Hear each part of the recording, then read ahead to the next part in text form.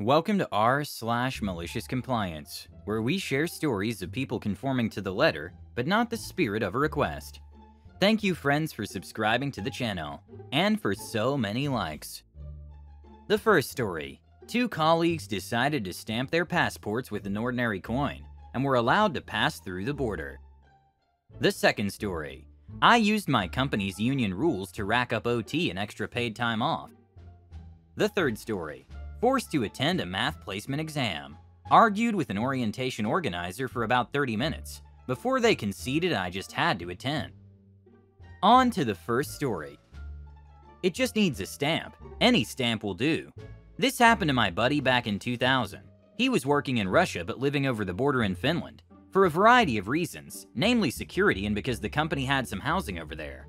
So he and a few of his colleagues, all US expats, would commute over the border into Russia every morning, and then leave and go home the same way in the evening.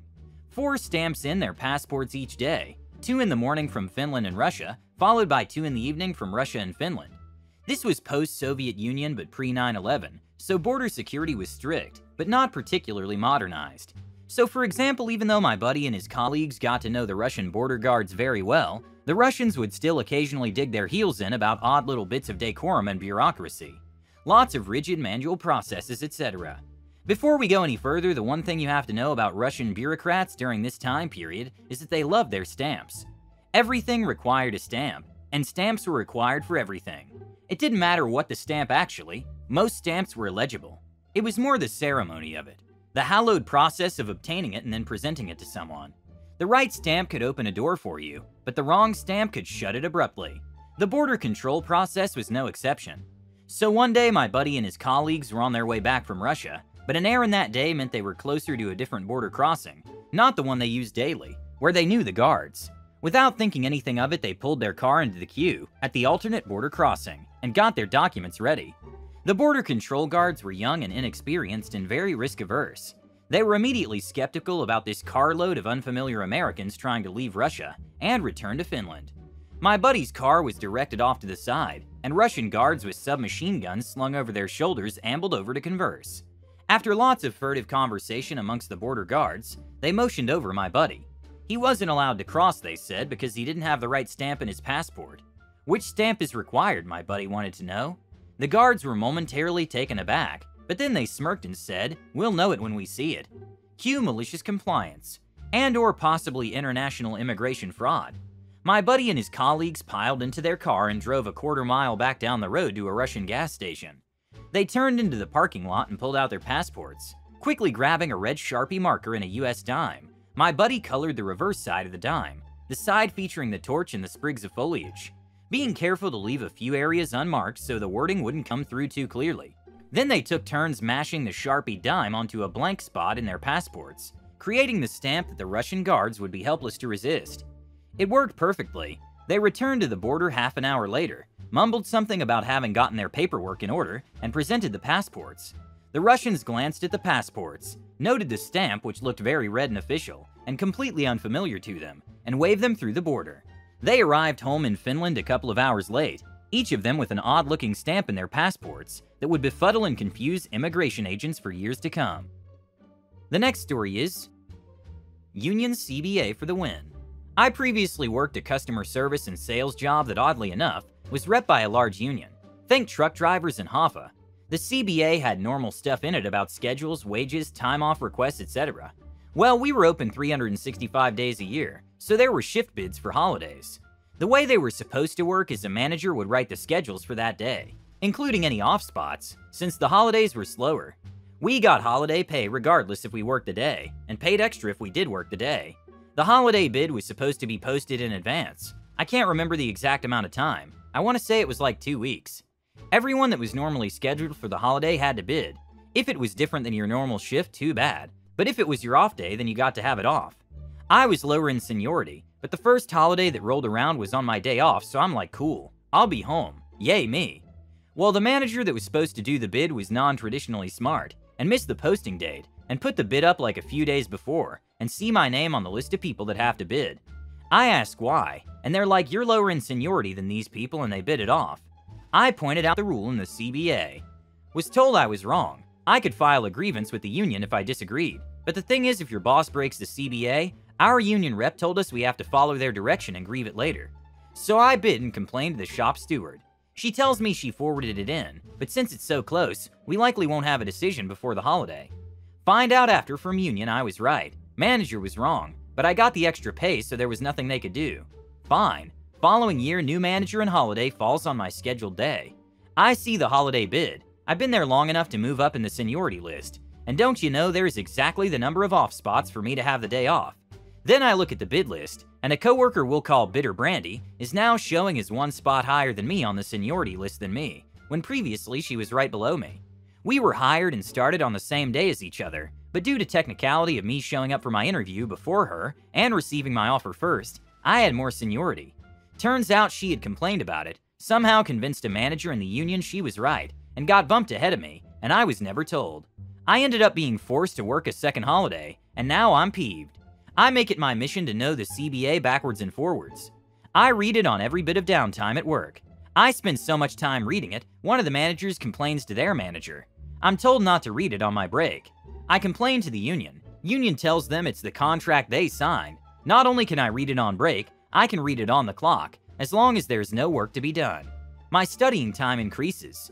I bust management's balls about little sh like timing of breaks, when schedules are posted, etc. Then I get my opportunity for real revenge. We were open 24 hours, and our graveyard person called out. No one would take the OT. Managers couldn't reach anyone by phone, because our overnight guy texted most of them to let them know, and the lowest seniority guy on shift looked our manager dead in the eye and told if he mandatories the OT, he'd walk off the job and we were already short-staffed. Manager begs me to stay. I agree, on 2 conditions. I get an extra paid day off at my choosing, and I get the next day off unpaid. Manager jumps at it. Our CBA says any hours worked over 8 in one day are all OT, so I only work my 40 hours, my normal days plus one 16-hour day, and get paid 32 hours regular pay, plus 8 hours OT. This happens a few more times in the following months, and each time I get the manager to agree. Higher manager finds out, tries to put a stop to it. I argue successfully that since it's happened so often, it's now past practice and can't be changed. Union agrees. I now regularly work 40 hours getting OT for 8 of them, plus an extra vacation day. Then my wife gets pregnant. I realize I can bank an ton of vacation for when baby comes, and leverage the hell out of this situation. Then one of our graveyard people quit. Company won't approve another hire, but there's not enough people to cover the shift, and they have to post for more OT. I try my negotiation and they say this is the pre-planned, and it's not the same. Okay, fine. Me and one other person split the extra shifts, and we agree to the following. I work my normal Monday, then on my Tuesday I work a double and get 8 hours OT. I come in late on my Wednesday by 4 hours, and work 12 hours with 4 being OT. I work 36 instead of 40 hours, but with the daily OT accrual, I get paid 5% more than I would working 40 regular hours. I now have 3 days off a week instead of 2, and can spend more time with pregnant wife, go to all appointments, and leaves me free to pick up more OT on emergency basis, and get my negotiated extra vacation day. And the best part is it's all because of the rules they agreed in the CBA, and I only figured it out by memorizing the contract. Baby comes along, I take my FMLA leave and manager asks when I'll be back. Tell him I'm taking a month. A month? It's unpaid leave. How are you going to pay your bills? Remember all those extra vacation days I negotiated on emergency OT? Yep, gave me a month paid off to stay home with my wife and son. Edit. And I actually work for one of the better companies. Full-time employees, even those not a part of the union, get 4 weeks paid vacation the first year, with increases every 5 years. But still no paid medical leave. My state has it. But you know, healthcare and medical leave are so complicated that no one has it. The last story is, I read a book. I grew up in a small town less than 10 minutes drive from a state university with a good hands-on engineering program. In the summer following my graduation, I signed up to attend the first available orientation session. I was an excellent student who did very well on the national standardized exams, ACT and SAT, especially the math portion, and was of the first in my high school to earn AP credits in calculus. My cohort was the first year calculus was offered, and only 5 students took the course. When I first received my orientation materials, I pored over them like a good overachiever. I noticed that one day included a significant block of time for a math placement exam. According to university policy, my math scores on the standardized tests ensured that I would be allowed to begin with Calculus 1, no matter how I did on the exam.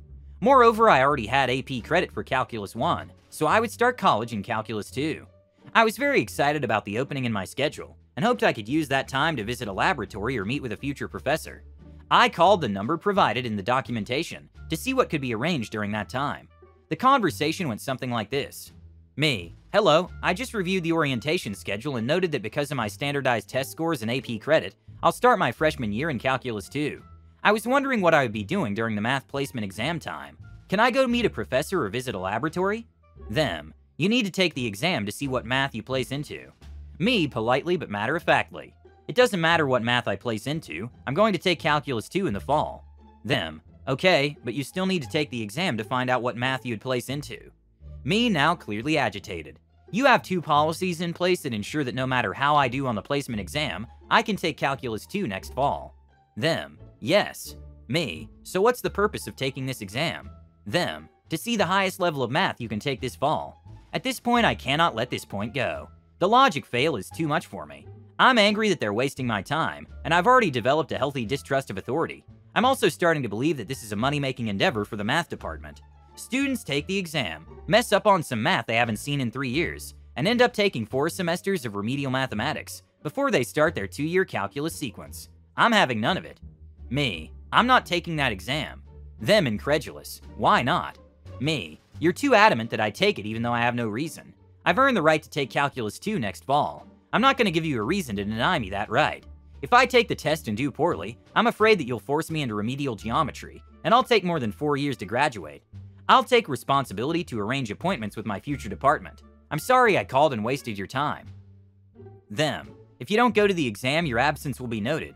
You will have not completed your orientation and will be required to sign up for another session. Me: will I need to go to the test during that orientation session? Them: yes, we cannot just allow students to go where they want during orientation. They need to be where we want them to be when we want them to be there. No exceptions. Me: wait, you said I needed to attend the examination session. Do I actually need to take the exam? Them: no, but... Me: great, I'll go, but I won't take the exam. Them: why would you do that? Me: it's a waste of my time. Them: what will you do instead? You'll be a distraction. Me: why would I be a distraction?